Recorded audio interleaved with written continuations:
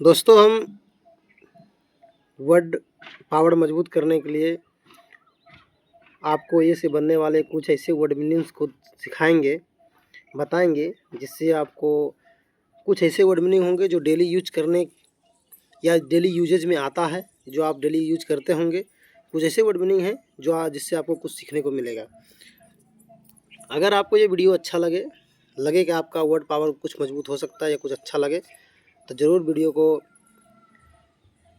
Like करिएगा, channel को subscribe करिएगा और एक दूसरे के साथ साझा करिएगा, शेयर करिएगा। चलिए चलते हैं, देखते हैं क्या है वीडियो। पहला है able, ABLE, able. Able able मतलब शक्ति। एबल मतलब आपका एबल क्या है? एबल मतलब शक्ति। दूसरा है ABLUTIONS, एवल्यूटनस मतलब स्नान। एवल्यूटनस मतलब स्नान करना। एवल्यूटनस मतलब स्नान करना। एबल मतलब शक्ति। एबल मतलब आपकी कितनी एबिलिटी जो होता है, एबिलिटी भी एक प्रकार से क्षमता होती है, उसी तरह एबल है जो कितना शक्ति आपका है। एवुलेशन मतलब होता है, लेसन मतलब स्नान करना, स्नान, साफ सुथरा स्नान करना। एब नॉर्मल, एब नॉर्मल मतलब होता है असाधारण। एब नॉर्मल, नॉर्मल तो नॉर्मल होता है जो साधारण होता है। एब नॉर्मल मतलब कि असाधारण है। क्या है? असाधारण। नॉर्मल और एब नॉर्मल में इतना अंतर है। नॉर्मल मतलब नॉर्मल है यानी साधारण है, इतना ठीक है। एब नॉर्मल ये मेडिकल भाषा में ज़्यादातर यूज होता है, नॉर्मल और अब नॉर्मल। जो भी आप जांच कराते हैं वो अगर एब नॉर्मल आता है तो इसका मतलब आपका कंडीशन कुछ खराब है, और नॉर्मल आता है तो मतलब साधारणतः ठीक है, यानी जनरल में है। Above, AVOV, above. यह मतलब उच्चतर स्थान। एवं मतलब उच्चतर स्थान, यानी कि जो स्थानों में जो थोड़ा ऊंचा स्थान प्राप्त कर ले या ऊंचा स्थान हो, उसको एभव कहते हैं, यानी कुछ ज़्यादा है। एभव मतलब ज़्यादा। अब अगला है AVREAST, एवरेस्ट। एवरेस्ट मतलब ठीक आगे पीछे, ठीक आगे पीछे। एवरेस्ट, एवरेस्ट मतलब ठीक आगे पीछे। ABSENT की तो आप जानवे करते हैं, एब्सेंट, जो डेली यूज होने वाला शब्द है। स्कूल में डेली, कॉलेज में डेली, ट्यूशन में डेली, हमारे यहाँ डेली अटेंडेंस लगता है तो उसमें पता चलता है एब्सेंट कौन है, कौन एब्सेंट नहीं है। तो जो एब्सेंट नहीं है वो उपस्थित होता है, जो एब्सेंट है वो अनुपस्थित हुआ। यानी प्रेजेंट एक शब्द होता है, प्रेजेंट इंग्लिश होता है वर्ड प्रेजेंट। प्रेजेंट मतलब उपस्थित हो गया, एब्सेंट मतलब अनुपस्थित हो गया। ठीक। अब आता है अब्जॉर्ब। अब्जॉर्ब, एब्जॉर्ब मतलब होता है सोख लेना। जैसे कोई भी चीज़ को अब्जॉर्ब कर लेना मतलब सोख लेना। जैसे कोई लिक्विड हो, कोई लिक्विड पदार्थ हो, कोई चीज़ के ऊपर लगाते हैं वो सोख लिया। या जैसे कि रुई पानी को थोड़ा थोड़ा हल्का हल्का अपने आप में मतलब संग्रहित कर लेता है, उसको क्या बोलते हैं? एब्जॉर्ब करना, मतलब सोख लेना। ठीक है। एब्सोल्यूट, एब्सोल्यूट मतलब निरपेक्ष। एब्सोल्यूट मतलब होता है जो निरपेक्ष है। निरपेक्ष मतलब किसी चीज़ से परे, माना कि पूर्ण रूपेण, बिना किसी पार्टी, बिना किसी मतलब किसी चीज़ को बिना मानते हुए निरपेक्ष, यानी जो है वही सत्य है। इफेक्ट मतलब कि परफेक्ट, जो है बस वही है। एब्सोल्यूट मतलब निरपेक्ष। एकेडमिक, एकेडमिक, एकेडमिक मतलब होता है शिक्षा। ऐसे ऐसे शिक्षा जो कोई बड़ा बड़ा स्कूल, संस्थान वगैरह दे रहा हो, उसको बोलते हैं एकेडमिक। एकेडमिक मतलब शिक्षा। ऐसे जैसे कोई यूनिवर्सिटी है, एकेडमिक मतलब कोई बड़ा बड़ा संस्थान जो अगर शिक्षा डिग्री दे रही है, हासिल वहाँ से शिक्षा आप ग्रहण कर रहे हैं, उसको एकेडमिक कहते हैं। एक्सेप्ट, एक्सेप्ट मतलब स्वीकार करना। एक्सेप्ट मतलब स्वीकार करना। अगर आप एक्सेप्ट कर रहे हैं मतलब स्वीकार कर रहे हैं। एक्सेप्ट करना मतलब स्वीकार करना। अगला है एगो, AGO, एगो। एगो मतलब वर्तमान से पहले। एगो मतलब होता है जो अभी का नहीं हो, अभी से पहले की बात हो, यानी एगो की बात है, यानी वर्तमान से पहले की समय की बात है। पहले का समय यानी कि अब वर्तमान से जो पहले की चीज़ है उसको बोलते हैं एगो। ठीक है। अब है एग्रीकल्चर, AGRICULTUR, एग्रीकल्चर। एग्रीकल्चर मतलब होता है खेती। एग्रीकल्चर मतलब खेती। एग्रीकल्चर खेती। एग्रीकल्चर मतलब खेती, मतलब है जो खेती से संबंधित जो भी कार्य आप कर रहे हैं वो एग्रीकल्चरल वर्क होता है। तो एग्रीकल्चर का मतलब खेती, खेती से संबंधित जो भी काम करते हैं उसको एग्रीकल्चर में गिनती में आता है। ए ग्राउंड, ए ग्राउंड, ग्राउंड मतलब होता है एक मैदान, लेकिन ये क्या है, ए ग्राउंड, ए ग्राउंड मतलब होता है लंबी दूरी तक हल्का पानी। ए ग्राउंड ऐसा चीज़ है जो कि लंबी दूरी तक छिछला पानी, जैसे बाढ़, मतलब बहुत बाढ़ आ गया हो तो बहुत सारे ऐसे परपट होते हैं जिसमें बाढ़ का पानी बहुत दूर तक ढकेल के पहुंचा दिया जाता है, लेकिन वो हल्का हल्का पहुंचता है। मतलब जो खेत होते हैं, खेत में जो वो खेत को घेरने के लिए जो अड्डा होता है जिसको कि छेका कहते हैं, वो जो छेका दिया जाता है वो खुद डूबा नहीं हो, हल्का हल्का डूबा हो, हल्का हल्का खेत में पूरा पानी भर चुका हो, यानी जो प्लॉट है आपका, प्लॉट में पानी पूरी तरह से भर चुका हो और लंबी दूर तक हो, उसे कहते हैं लंबी दूरी तक जो हल्का हल्का पानी होता है उसे एक राउंड कहते हैं, यानी लंबी दूर तक छिछला पानी होना चाहिए। आह, आह, अच्छा, बहुत मज़ा आया, आह क्या मज़ा है, मतलब आनंद। आह मतलब आनंद या आश्चर्य। आश्चर्य मतलब ऐसा आश्चर्य जो बहुत अच्छा लग रहा हो, बहुत मज़े की बात है, ऐसा आश्चर्य उसको आह बोलते हैं। अच्छा, ये एक होता है जो अचानक सूचना आता है। ये आह और आहा में ये जो आह है लिखा है, आह, जैसे हम ही लोग बोलते हैं, जैसे थोड़ा सा अंतर होता है बोलने में, बहुत आनंद है, ओह क्या मज़ा आया, आह क्या मज़ा आया। अब आह मतलब अचानक कोई चीज़ का सूचना आया, अचानक कोई चीज़ का सूचना हो गया, उसे बोलते हैं, यानी अचानक कोई चीज़ हो जाना और अचानक कोई चीज़ का सूचना आपको मिल गया तो बोलते हैं ना आह, आहा, आहा। अच्छा, इसका मतलब है कि अचानक कोई चीज़ का सूचना मिला। तो ये शब्द को यूज हम करते हैं, हम खुदे बोलचाल की भाषा में जब बोलते हैं, जब ये हमारे साथ ऐसा सिचुएशन आता है, हम खुदे ऐसा ही आवाज़ निकालते हैं और इसका अर्थ भी यही होता है। आह मतलब आनंद, आश्चर्य, और आह मतलब अचानक और कोई अचानक सूचना मिल गया या कोई अचानक कुछ ऐसा हो गया तो उसको बोलते हैं आह। अब है ए हेड, HEAD हेड। ए हेड मतलब बढ़त में, ए हेड मतलब बढ़त में, यानी कि बढ़त में जो अभी आप मतलब जो कुछ भी हो रहा है वो अहेड हो रहा है, मतलब कुछ ज़्यादा एक्सेस हो जा रहा है, यानी कि अहेड मतलब बढ़त में है, बढ़त में है। AID aid, AID aid, aid मतलब होता है सहायता, एड मतलब सहायता, यानी कि जो जोड़ देते हैं, यानी हम थोड़ा सा कुछ ना कुछ मदद कर दे रहे हैं, इसका मतलब सहायता हो गया, सहायता करना, सहायता कर दिए। अब होता है एड्स, ये तो एक बीमारी है जिसमें कि रोगियों का, एड्स, एड्स एक रोग है यानी बीमारी है, ये सेक्सुअल या फिर जैसे कि किसी भी रोगी को अगर एड्स है, अगर एड्स है वो आपसे किसी भी तरीके से ऐसा संबंध में है जिससे कि उनके अंदर के ब्लड, उनके अंदर के ब्लड यानी कि आपके शरीर तक पहुंच पाए, तो समझिए कि जैसे कि आप उसको दांत से अगर काट लें, चूस लें, तो निश्चित तौर पर आपको भी एड्स हो जाएगा।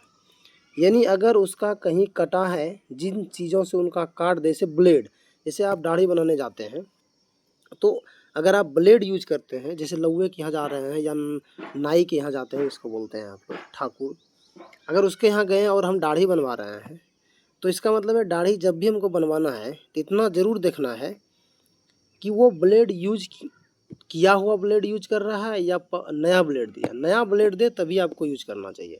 क्योंकि देखिए जो पहले वो ब्लेड यूज किया था, किस आदमी को किया था, कैसा आदमी को किया था पता नहीं, हो सकता है कि उसके पास कुछ ऐसा बीमारी हो जो कि उसके ब्लड से रिलेटेड हो और आप उसको उससे दाढ़ी या बाल बनवाते हैं या अस्तूरा लगवाते हैं, हो सकता है कि आपके कहीं कट जाए और आपके ब्लड में उसका ब्लड मैच हो जाए, तो थोड़ा कुछ हो सकता है ऐसा कुछ बीमारी आपको हो जाए।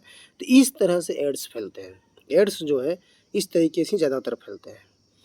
किसी भी तरीके से उसका ब्लड अगर आपके ब्लड में मिल जाता है और उसको एड्स है तो आपको भी एड्स हो जाएगा। इतना 100% है।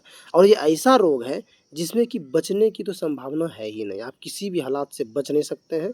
और 100 साल मतलब इतना सदियों से चलते आ रहा है, पर अभी तक इसका कोई ऐसा इलाज संभव नहीं हो पाया है। अगर शुरुआत में है और पता चल जाए तो किसी तरीके से बचा भी जा सकता है, लेकिन संभावना बहुत कम है। और इसमें इम्यूनिटी सिस्टम पूरा खत्म हो जाता है। आप धीरे-धीरे इतना इम्यूनिटी सिस्टम आपका खत्म हो जाएगा कि आप थोड़ा-सा खाँसी होगा तो खाँसी लंबा समय तक चलेगा। फिर धीरे-धीरे आप बीमार पड़ने लगेंगे, बुखार होने लगेगा। यानी इस तरीके से ऐसा-ऐसा आप प्रताड़ित होंगे, शरीर सूखने लगेगा, शरीर में पचने नहीं, मतलब बहुत तरीके का ऐसे इम्यूनिटी सिस्टम आपका खत्म हो जाएगा। जो भी रोग आपको एक बार हो गया तो उसको छूटना संभव नहीं है। क्यों? क्योंकि इम्यूनिटी सिस्टम आपकी पूरा कमज़ोर हो जाएगी। ऐसे खतरनाक और भयानक बीमारी है। इसीलिए इस बीमारियों से आदमी को तो 100% बचना चाहिए। एलाइंग, AILING, एलाइंग, एलाइंग मतलब बीमार, एलाइंग मतलब बीमार।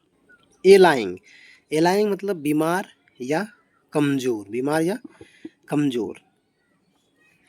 अब है एम, AIM, एम मतलब लक्ष्य, एम मतलब लक्ष्य। लक्ष्य, आप क्या लक्ष्य रखें, क्या आपका एम है, ऐसे कुछ ऐसे वर्ड होते हैं जिसका कि अर्थ समझाना बहुत आसान होता है, और हम एक बार पढ़ते हैं तो लगता है इसके बारे में एक अनेक अनेक शब्दों के बदले एक शब्द है।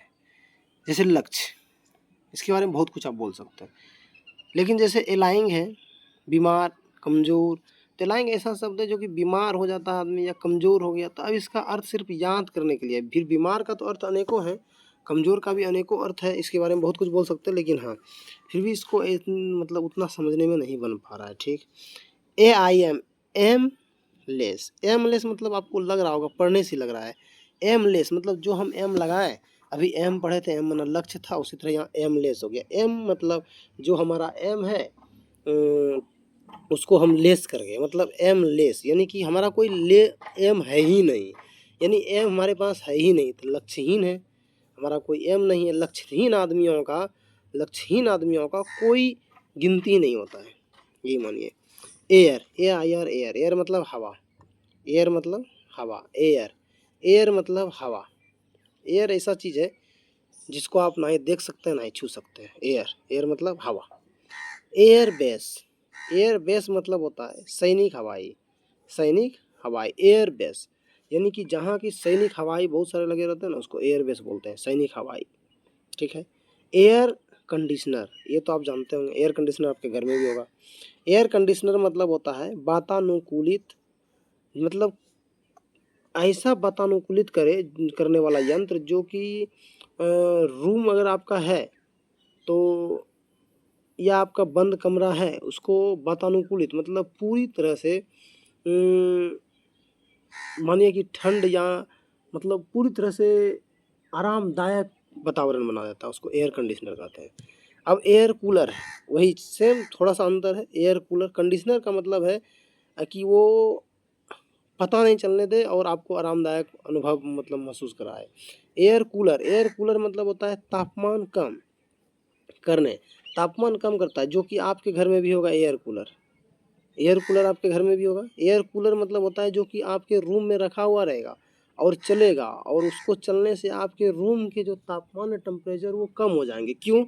क्योंकि वो खुद जो हवा दे रहेंगे वो वाटर से मतलब पानी हल्का फुल्का नमी युक्त हवा देती है, इसीलिए एयर कूलर में मतलब कि रूम का टेम्परेचर जो है कम हो जाता है, तापमान कम कर देती है। तो एयरक्राफ्ट, एयरक्राफ्ट मतलब हुआ, एयरक्राफ्ट मतलब वायु में उड़ने वाला, वायु में मतलब हवा में जो उड़ने वाला हो उसको एयरक्राफ्ट कहते हैं। ठीक है, एयरक्राफ्ट मतलब वायु में उड़ने वाला। एयर ड्रॉप, एयर ड्रॉप लग ही रहा है कि हवा में उतर रहे हैं, यानी कि विमान से उतरना। किससे? विमान से उतरना, एयर ड्रॉप यानी विमान से उतरना। ठीक है। एयर फील्ड, एयर फील्ड मतलब ना हवा वाला स्थान, तो एयर फील्ड मतलब हवाई पट्टी। क्या? हवाई पट्टी, एयर फील्ड मतलब हवाई पट्टी। Air force, air force, air force मतलब होता है वायुसेना, और कोई भी देश की अगर सेना हो उससे एयर फोर्स कहते हैं। अगला है एयर गन, पता ही चल रहा है कि हवा से चलने वाली बंदूक जो होगी, यानी वायुदाब से जो चलता है, उसे कहते हैं एयर गन।